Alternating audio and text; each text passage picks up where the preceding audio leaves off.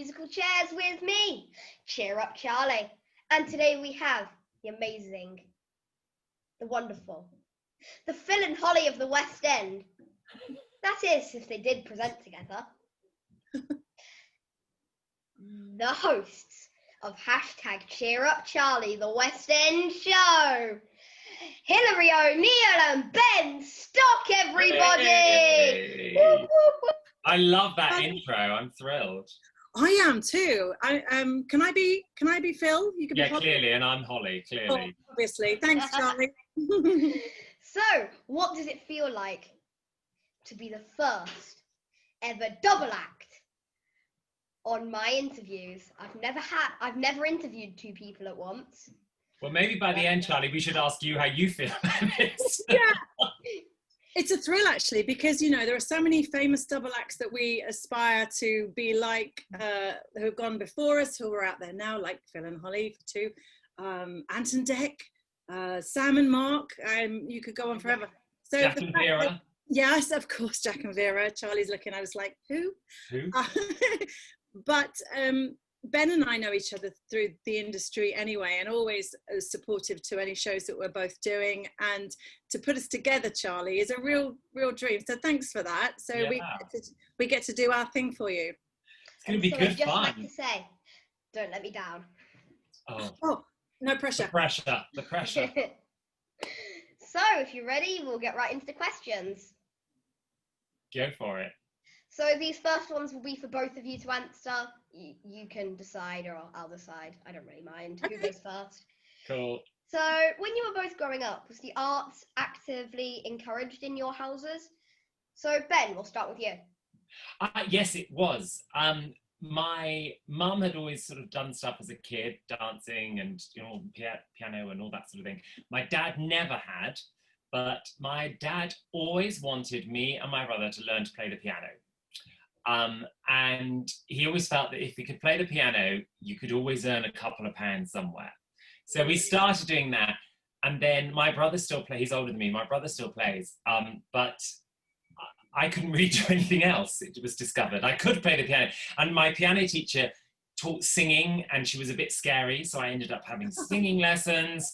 And then I wanted to tap dance, so I started having tap dance lessons. And then my tap teacher was the choreographer for the local amateur society. And so I joined, and my very first show was Mame. I didn't get the really good part of the nephew. I got the rubbish part of the great nephew. And, you know, that was, let me think, that was 1987, so however many years ago that was. And in a full circle, I'm now president of that amateur society, and I'm very proudly. So it's sort of become a whole circle. So yes, it was always around in our house. Yeah, that wasn't necessarily my parents' background. I'm not from a theatrical family. So like me. Absolutely. But when you get the bug, you get the bug. So Hilary, let's go on to you. Yeah. So no, Charlie, no showbiz in my family at all. I think the closest to showbiz was I only found out literally recently that my granddad, who I sadly never met, was a piano tuner and sold pianos. So that's kind of a lovely link for you, Ben. I mean, imagine that family. So, but I never played the piano. So my mum used to tap dance years and years ago, till the age of about 15, from the age of about 4 or 5, and was a really good tap dancer. Wait, that's a connection with us again then, Ben, with you saying about the tap. And then my connection really started with ballet, modern tap, Charlie, doing it in the village school, getting better and better, and then auditioned for Lane Theatre Arts when I was 14 in Epsom, fabulous college there for all performing arts. And then I was offered a job dancing, and I never looked back. I only went there to be a teacher, dance teacher. I didn't think I would be in the industry at all. I had no aspirations to be in show business. Yeah. And the tables turned. I was offered a job, I did it. I fell in love with show business, you know, all that it brings. Have you been bitten by the bug, Charlie? Is this your dream and your vocation? Yes. Yes. That's what we like to hear. Was there Charlie, just, I know you're asking us questions, but you're 10, right? Yes, I'm 10. Was there a defining moment in your 10 years that you can say you had a a wow moment, seeing somebody on stage, seeing a pantomime, something on TV? What do you think made you go, oh, I want to do that? I think it was actually when #CheerUpCharlie all kicked off and all the videos and messages got sent in, and I got all this support from the industry, and I think that was it. So you both trained at professional schools. How important do you think it is for people to receive professional training? I know a few that are very, very successful that had no training. Yeah, truthfully. So I personally, I would say if you can and finances allow, because it's not cheap to go. No. And obviously grants are far and few between, but if you can get professional college training, I would say yes. Even if you could just afford to do 2 years, maybe not even 3, although that wouldn't be advised. I know I can hear all the principals all over the country going, no, we need them for 3 years. Well, yes, but you know, to have an all-round knowledge of all sides of the business is something that they have now, which I didn't have. If you know, they have, you know, people. Ben, you'll back me up. People like your Stephen Mears and Andrew Wrights and all these amazing choreographers coming into the colleges and doing master classes, and you know, you get directors coming in, and you get all the different TV people, casting directors. We never had that then. So actually, I think going to college is a very, very good thing. I think to gain as much as you can, have it under your belt to back you up, and also be on a level with all skills. That's what I think is one of my important things. I would say is, if you can't tap dance, and you genuinely can't, just try to, and try and just nail a few basic steps. Have that skill in the bank, because then you never know, in a production show or a panto or a musical where you're playing an acting part, you might suddenly be asked if you could just handle a few tap steps. Yes, you can. You know, that's what I would say. Get all your skills, even juggling, unicycle riding, just pack it in. I agree, actually. And, you know, I think a lot of the drama schools offer that sort of the three years of training, and then the showcase at the end, which gets you introduced to the agents. It's a very well-trodden path, and it's still the easy, I say easy in a kind of a scared way. It's like the easiest way to get in front of those agents, and it's a tough 3 years, but it's the path that's well trodden, and that works. So it is hard to get those introductions if you don't go. That's good advice. But it is not impossible. And experience is, I think, really, your 3 years at drama school, and again, you're right, Hilary, the principals will be screaming, but your 3 years at drama school is just to get you at the point where you can go into the industry and start learning. And my extra advice to Hilary is, don't just worry about the things you can do on stage. Sit during the tech of a show, sit and watch how the lighting works. Watch how the stage management work. Sit in the wings, don't get in anybody's way, but sit in the wings and watch other people who have been doing it a lot longer than you, see how they hone their skills. What was your first big break, and how old were you? I suppose my first big break, as it were, was I didn't work professionally as a child. I went to drama school, and then I started working. So my first sort of big job, it wasn't my very first job. My first big job was in the West End, and I was in the Dame Edna Everage show, which was a great first West End job to get, because the show didn't work, essentially. It wasn't successful. But to sit and watch Barry Humphries, who is this legendary comic, he would change a word in a scene to try and get a better laugh. And we were called on the last day of our West End run, we were called into rehearsal on that day to change things for that day. He didn't ever give up on it. So that was sort of my first thing and also a first West End job is the moment where you sort of go, oh, I've arrived. I mean, those days I used to wake up excited that there was a matinee. Wow, that's amazing. Dame Edna, I mean, one of my heroes, Dame Edna Everage. Of course, I haven't got the glasses. I'm just looking for props here. I haven't got the glasses. I'm just thinking, hello, Pasha! No. But I love Dame Edna. So my break, well, obviously as a dancer, Charlie, I started for a few years as a dancer. Yeah. And I worked with a gentleman that you might have heard of called Ken Dodd. Mm.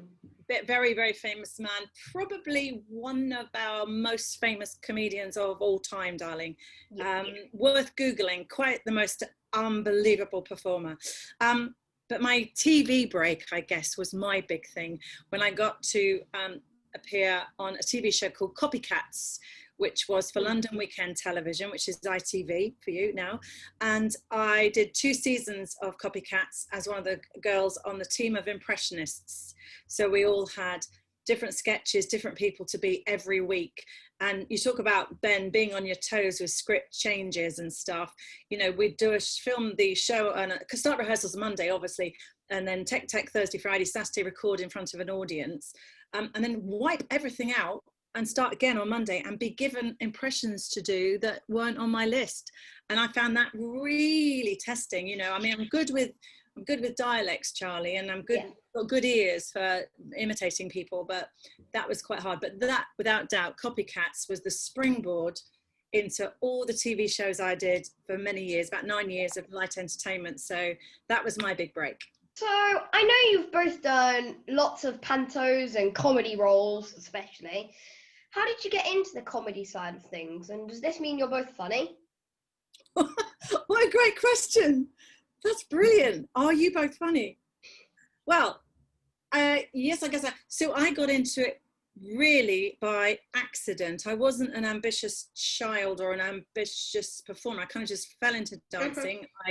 I kind of, when Ben said about watching, that was the best advice from Ben that I could back him up on, because that's what I was like when I was a dancer. I would be in the wings watching all the acts all the time, wherever I was working, and all the pantos. If you, like you say, Ben, don't stand in the way of props and stuff coming off, but always never in the dressing room, never in the dressing room. You'll always find me watching, and still to this day, watching. I love absorbing other people's talents and everything, but I think I did do an impression on the potty when I was 2.5, which was of a lady called Cilla Black, Charlie. Cilla Black was like the queen of ITV, and I did her on the potty when I was 2.5, singing You're My World. That was my earliest impression. And then I think I knew I was funny in the dressing room. If I, you know, getting ready for shows, I'd make the other girls laugh. Charlie, you can come out now. Charlie, come up for air. I was 2.5, sweetheart. I was tiny. So yeah, I was always the one making the girls laugh in the dressing room. So I knew there was something, and I felt, you know, that gorgeous feeling. Charlie, when you make people laugh, it's the best feeling, right? I never make anyone laugh. None of my jokes are ever funny. I don't believe it. None of my jokes are ever funny. Well, it's not about jokes. It's just about little throwaway lines or just observations and stuff like that. You'd be surprised. Oh yeah, I do have some good little throwaway lines. There you go. Told you. You see. And I just, yes, I always knew there was something. And I used to do impressions of the teachers at school and make the class laugh. So I think I knew I had funny chops, as they say, maybe when I was about 13, maybe something like that, 12, 13. What about you, Ben? I don't know if I'm actually funny, but I can do a funny script. I don't know why. I feel much more comfortable if I've got a gag that I can work that across. Yes. Easier than sort of doing the sad stuff. But I think sometimes there is a magical thing, isn't there? Like you said, of making people laugh. And sometimes you don't know. When I did Beauty and the Beast, there was a moment, and the Beast used to turn around and look at us, and I had to light my candles. And every show I got a laugh, and it was not a funny moment. Wow. And the director said to me, you need to not make, and I was like, I'm just doing it. And anybody who played the part before me in that production, and anyone after me, didn't ever get the laugh. So there are weird things that happen. And I find that completely fascinating. There was obviously just, maybe it was a hangover from something I'd done previously, a previous scene that reminded. And it was so bizarre, and I love that. Yes. I love it when you find a laugh, and even if it's inappropriate and not in the right place. when you find a laugh and you just think, I don't know how this is happening, but there's something I'm doing that is, that's really exciting. Who is the most inspiring and favourite person you've ever had the pleasure to work with? Ben, we'll start with you. Oh, obviously Hilary O'Neil. And secondly, I would say I love people who survive in this mad industry. So people who have been doing it a long time. So I find them inspiring, whether they're well known or not well known. I find it very inspiring working with the Crankies because they are utterly brilliant and very generous. It was my very first Ugly Sister that I ever did with them, and they would come to me and say, "Oh, you say this line, you take this line off of us and you say it because it's funnier if you say it," which is when they're the stars of the show, that's very generous.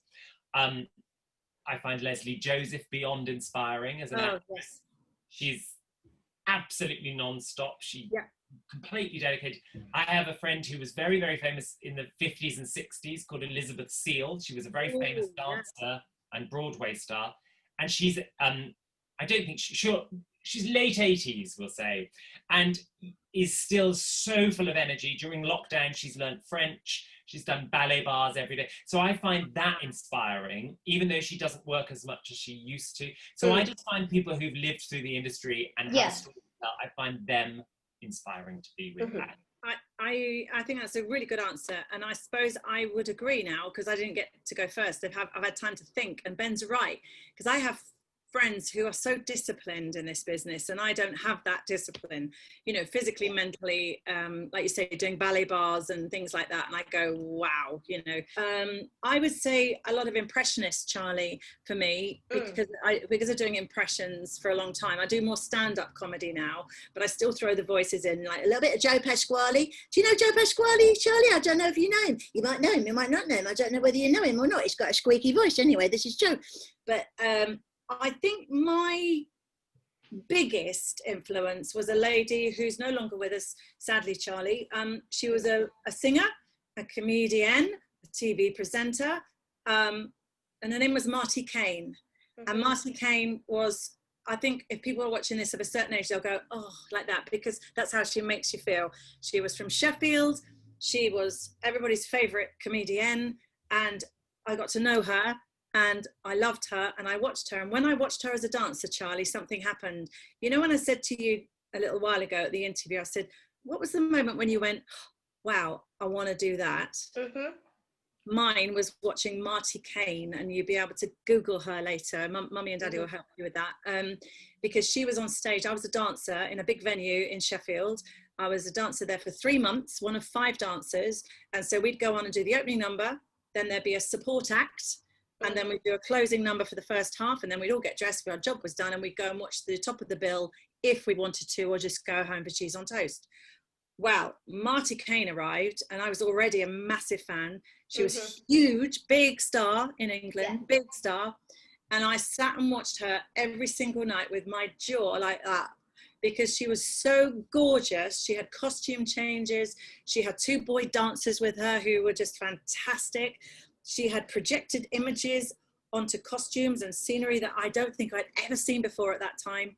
And she just made people belly laugh. And I just remember thinking, I don't know quite what's happened here, but I was 17, Charlie. And I went, I think I want to do that, but I'm not sure what that is. And that's what I ended up doing, singing, doing stand-up, nice sparkly costumes, etc. So a little bit of Marty is with me.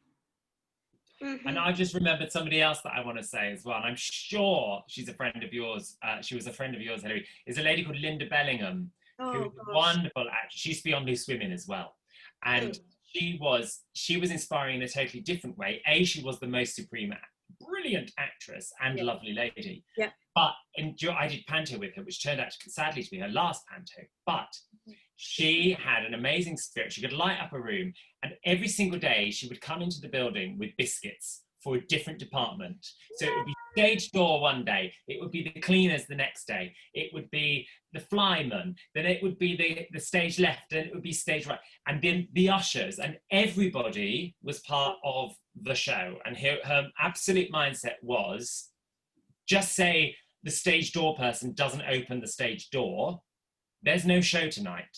So that person is as important as the star of the show. Yeah, absolutely. So that was very inspiring. That's the same sort of thing as I do with flowers. I do every Friday when we go grocery shopping, I buy a bunch of flowers and I give it away to a random lady in the car park. And I call it Funky Flowers Friday. Oh, yay, Charlie. We love that. We always On do the grocery baton. shopping I on love Friday. that, Charlie. That's amazing. So, Ben, this is a question for you. Right. Do you prefer acting on stage, TV, musicals, panto, or presenting? I've done very, very, very, very, very, very, very little in any medium other than on stage. So I'll say on stage. I've done little bits of presenting. Yeah. So within the thing, I sort of enjoy. I'm a bit fickle. I enjoy whatever I'm not doing at the time. So I'm about to do a lot of cabaret gigs, which I do love doing. But when I'm doing them, I think, oh, it'd be so lovely to have a script and be learning a role, a part. Yeah. And then if I went on and did a part, I'd be thinking, oh, I wish I had the freedom of doing cabaret, you know. So, and if I'm playing the piano a lot, I think, oh, I wish I was in something. And then if I'm in something, I think, oh, I wish I was playing the piano. So I'm, never satisfied. But I think consistently, I adore pantomime. That's what I adore. I do panto 12 months of the year. I never, ever, ever tire of doing pantomime. And I will miss it a lot this year. And because with pantomimes, every show can be different. You can make every show different. You certainly can. And I mean, I do 10 costume changes a show as well. So, I mean, it's easier being on stage than off, actually. It's the off stage bit that's exhausting. And Hilary, this is a question for you. Do you ever go into a shop and find a greetings card with one of your impressions in it? That has to be the coolest thing ever. I'm sorry, Ben, but it's official. Hilary is way cooler than you. She is. I agree 100%. That's never happened to me, Charlie. I never. It is the most surreal thing, yes. That was a while ago. I did a whole load of greetings cards. I think we did, oh my goodness, the impressions. I think there's a little bit of Absolutely Fabulous, right, sweetie, darling, a little bit of that. There was a bit of Lorraine Kelly, oh, brilliant, oh, great.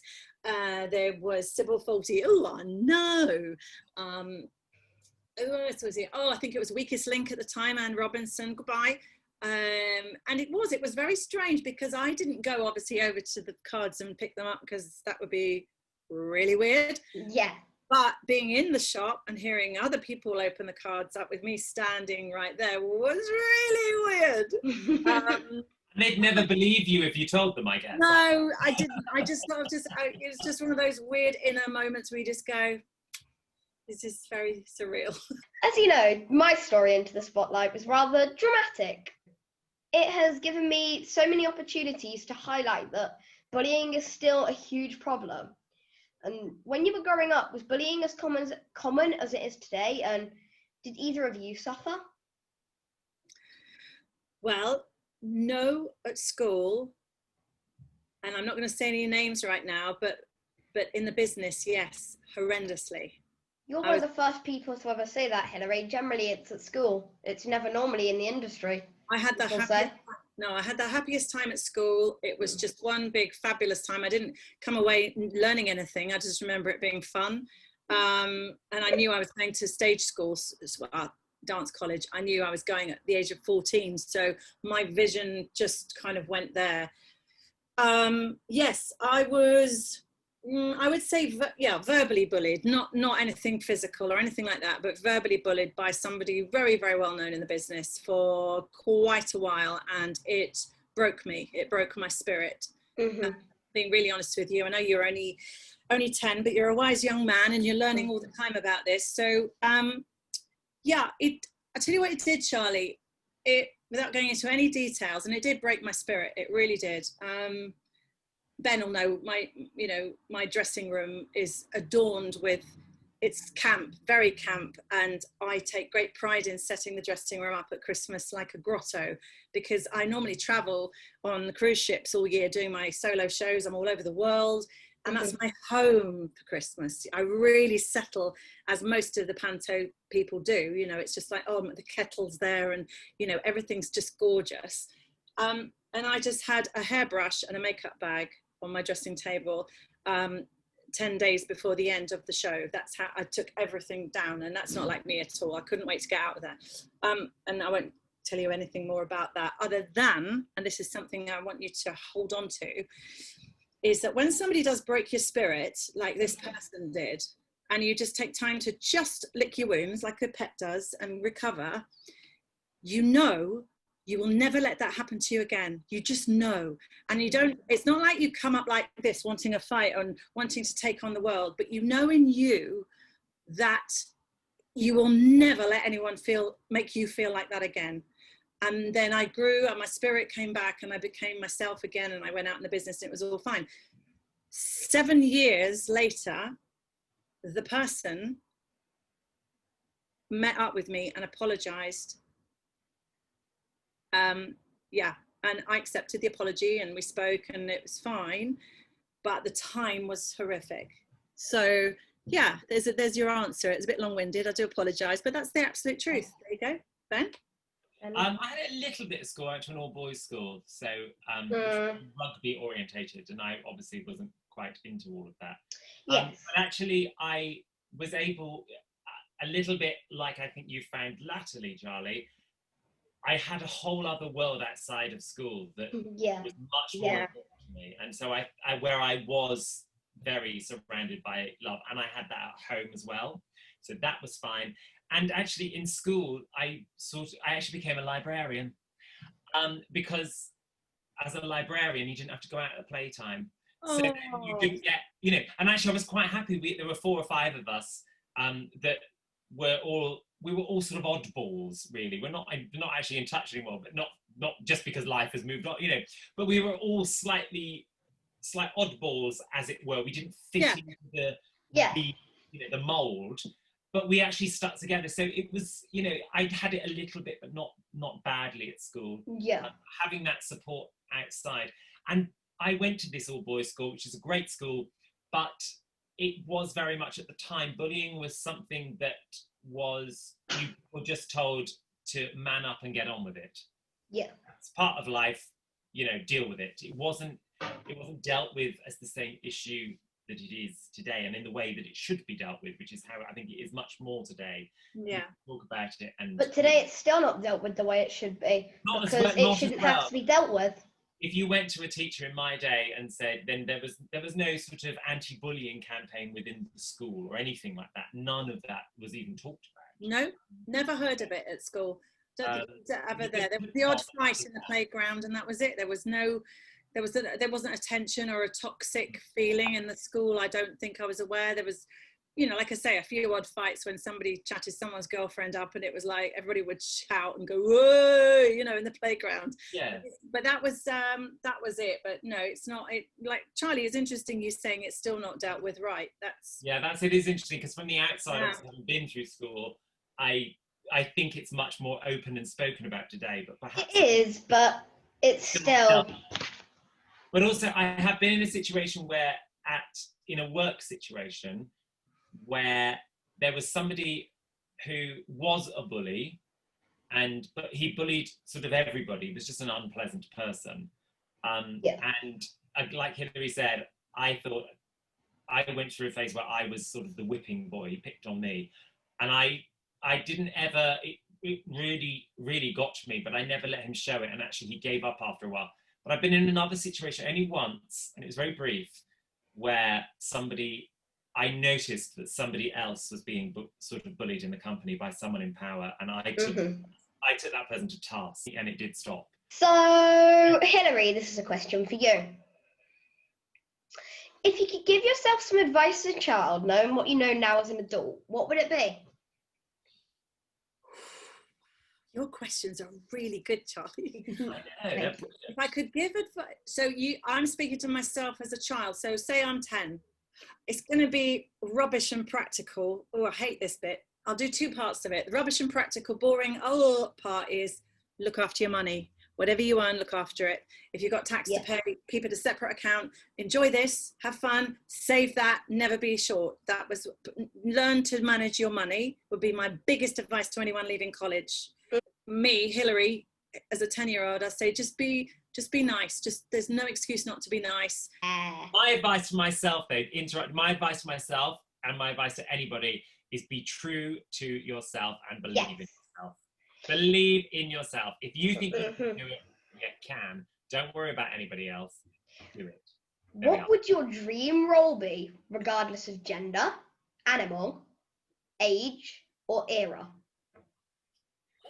Okay, my dream role was always Lumiere in Beauty and the Beast, and I got to do it. So that was like the big tick. So going else, I would like to play the witch in Into the Woods. Yeah, that would be a good role. That would be a really good role. Movie or musical? I don't think the baker has to be a man. The baker could be a woman, and the baker's wife. It could be that. I think the witch could be a man as well. So I'm going to say the witch in Into the Woods. The wizard. Yeah, no, stick to the witch. The witch? I want to be the witch. I don't want to be the wizard. Wizards are old and boring. Good answer. Good answer. Hilary? Same question for me? Yes. I suppose the only role that I've half had my eye on, although I'm not really, I've done musical theatre, Charlie, quite a bit, but it isn't really my thing at the moment, would be to be the mother in Gypsy. I guess that would be the ultimate role, Mama Rose in Gypsy. Obviously, if I had the skills and the chops to do it, that's the only one, like if you're talking about a little dream role, that would be mine. Yeah. That would be a really, really good role. Yeah. Really, Quite really near good. my list as well. What do you still get in trouble for? Because mine's not pausing for a second, apart from to sleep. Okay, so my boyfriend is always saying to me, he's a director, Alan, he's always saying to me, let me finish, because I jump in. Oh, no. I'm always cutting in with, because my brain's so fast and I talk too fast and he's telling me something and I go, yeah, but what if you, and he went, hang on a minute, and it's a completely different ending. If I'd have waited, it doesn't go anywhere near where I thought it was going. So I just interrupt and I get told that's what I would say and I'm quite untidy. Have you ever fallen over or done something like that at a big event or a red carpet event or that type of thing and got caught doing it, or seen someone else do it and laughed at them? Oh, if I'd seen it, I would have laughed. There was I'm such a terrible corpser. I don't think I've ever done it at a posh event that I can remember. I've done it on stage. I fell over dressed as an ugly sister and broke my finger. Did you? Yeah, I had to go to A&E in costume. But like, I remember Mrs. Potts falling over, but because she had this big costume on, you couldn't see her feet. So it just looked like she got bored and sat down. You know, she just, because you couldn't see her feet doing this underneath, you know, she just went and sat down. I've fallen over, I fell down the stairs and broke my wrist just before doing a show in which I was playing the piano. I've fallen over. Playing the piano with one wrist. I've never done a massive wallop up a red carpet. That actually, I fell over in La Cage aux Folles when I did that. This great big sort of 7 foot high heeled drag queen, just like that in the middle of the stage, just like as subtle as nothing. So yeah, lots of times. But if somebody else does it, forget it for the rest of the show. I'm done. Oh, I know. It's the quickest way to make me go. It's awful, isn't it? Because you want the person to be all right, but the moment it convulses me. I absolutely lose it. I can't remember to this moment if I've fallen visually and had a moment. I probably have. But one of my favourites was with Leslie Joseph in Hot Flush, the first year we worked together in Hot Flush. And we got, the finale was lovely, red sparkly dresses, red top hats, lovely choreographed routine, and proper like chorus line vibe. Yeah. And we came over the treads of our little 4 houses, the 4 characters on stage. So appear, and then my gorgeous friend Ruth Keeling, one of the actresses, came over, and it looked like she'd been shot from behind. She just she pole vaulted into just the biggest fourth floor splat ever from the top of the steps. And Leslie Joseph and I did not know what to do with ourselves. We carried on. I don't know how we even moved. I spent the whole time going, that's what came out of my mic, nothing else. I mean, it was just. Well, I think when the audience have seen that happen, they love it. And they love it if you laugh, because they know you're not supposed to. You know you're not supposed to. I know. You're done. I think it's great. That's the magic of live theatre. It doesn't work quite so well in the middle of Hamlet or something like that. But, you know, in Hot Flush, you can get away with it. So, now, this is my favourite question. So, what is someone that no one knows about you, either of you, until today?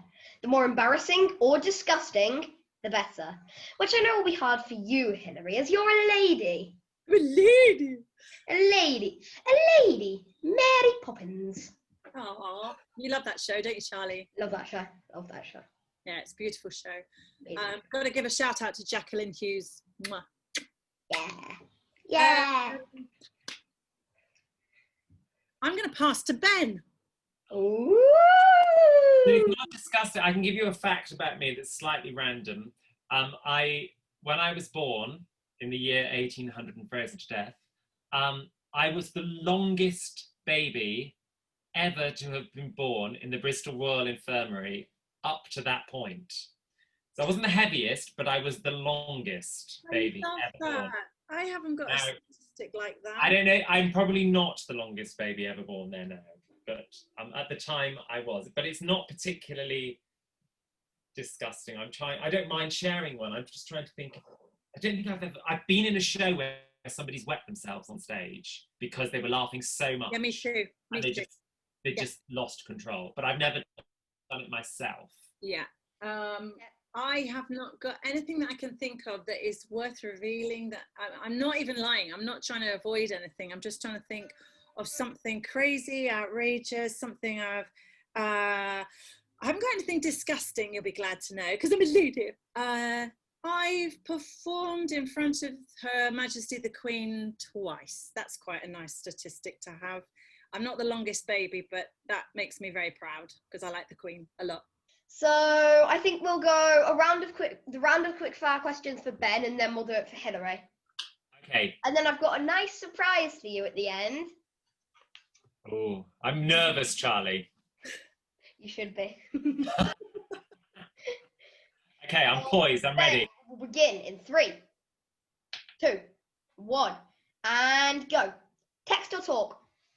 Talk. Favourite city? London. Favourite place to eat? Anna Capri, the Italian round the corner. Night owl or morning person? Night owl. Person. Night owl. Haribo or chocolate? Chocolate. Fast celebrity crush? Ben Fogle. Summer or winter? Summer. Favourite childhood book? Dogger. Favourite childhood song? Red and yellow and pink and green, purple and orange and blue. Favourite place to holiday? Venice. And that's all. So, Hilary, now it's your turn. Take it nice and steady. Okay. Text or talk? Talk. Favourite city? London. Favourite place to eat? Anywhere that serves cocktails. Night owl or morning person? Night owl. First celebrity crush? Oh, first, Eamon Holmes. Haribo or chocolate? Haribo, oh, chocolate. Summer or winter? Winter. Yeah. I know. Weird. I know. Favourite childhood book? Janet and John. Favourite song? Favourite childhood song, sorry. Favourite childhood song? Oh, yes. But it's not that childhoody. It's Rainbows Raced Around the Room from Cinderella, The Slipper and the Rose, the film. Cool. Favourite place to holiday? Greek islands. And that is all the quickfire questions. And now for a nice surprise. I'm going to do it in a sort of presenty type competition impression. So Hilary, tell me if it's any good at the end. Okay, Hilary, Ben. Is that all right? Yeah, it's very good. I'm loving it. Okay, Hilary, Ben. We are about to do the hashtag CheerUpCharlie first ever funny off. You two are going to have 30 seconds each to try and make me laugh. Whoever can make me laugh first wins the hashtag CheerUpCharlie air.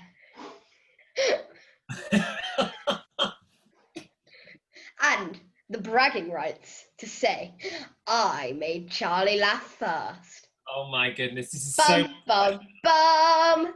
It's never gonna happen. Hilary, as you are an amazing comedian, and as you did the quickfire question second, you will be going first. Oh my goodness me. We'll begin on the count of 3. 1, 2, 3. There was a little boy like you on my cruise ship, and he was making a lot of noise. He was running up and down outside the cabins, and he stopped outside one of the cabins because one of the doors was open. He looked in the cabin and he could see this very glamorous lady standing in front of her full-length mirror with next to nothing on. He ran away. He couldn't believe it. He went back again. He had another look. The cabin door was still open. The lady was still there, this glamorous lady standing with next to nothing on. Woo! It got so late he had to go to bed. In the middle of the night, he decided he was going to go back for another look because he wasn't like you. He was naughty. He went back with his pajamas on and he went up to the same deck. The same door was slightly open. He looked. She was in her room and she was going, I want a man. I want a man. And he couldn't believe it. He turned away and suddenly he looked back and she was in her cabin with a man. He went back to his cabin. He pulled his pajamas off, stood in front of his mirror and said, I want a bike. I want a bike. No, I made Ben laugh, didn't make Charlie laugh, sorry. So Ben, if you make me laugh at all during your go, you That's win. all. And you will begin on the count of 3. 1, go! I have nothing to do but make you laugh, but I can do this. Done. He's won. He's won. I don't believe that. Congratulations, Ben Stock. But You officially won the bragging rights and the very important, one of a kind, CheerUpCharlie air. hurrah! Hooray! We'll Charlie, send that's you the a difference. CheerUpCharlie t-shirt. And Hilary, as a participation award, you will also get a t-shirt. Oh, that's amazing. We love that. Are you kidding me? For real? Yes, for real. For real. Wow. Can I just say that Hilary has skills and I can just make a fart noise. That's it. That You know what? sums up this relationship. Can I also just say, because I haven't worked since October the 24th last year, I did actually muck that joke up and I didn't tell it properly. So hopefully when we do CheerUpCharlie on stage, I will deliver the joke properly and you will hear how it should go. And when we do it on stage, I'll just come on and do my fart noise and leave. Exactly. Perfect. That's it. And that was another amazing episode of Musical Chairs with me, CheerUpCharlie. And thank you so much, Ben Hills. It was an amazing interview, and it was a pleasure and an honour having you two as my first double act interview. Yeah. Thank you. Thanks I for love having us. that. Lovely. It was a pleasure and an honour interviewing you. Thank you so much. Thank you. Thank you. Well done, Charlie. You did yourself brilliant. proud. It was great fun. Thank you. Oh, thank you. Brilliant. Bye. Take care. Bye. Take care. Bye. Bye. So, wasn't that another awesome episode?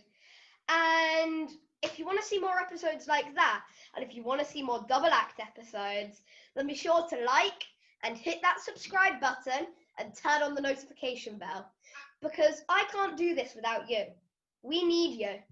We need you. I can't make a change without you. I have one big voice, but one big voice can only go so far. And if you want to see more amazing videos like that, double act videos, then should we get 5,000 likes and road to 4,100? Come on, guys. I know we can do this. Bye, guys.